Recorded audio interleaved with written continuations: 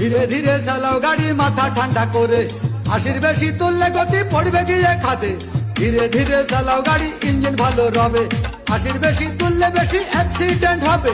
100 kilo যাওয়ার পরে 100 kilo যাওয়ার পরে রং চাকে আবার স্টার্ট দেবে।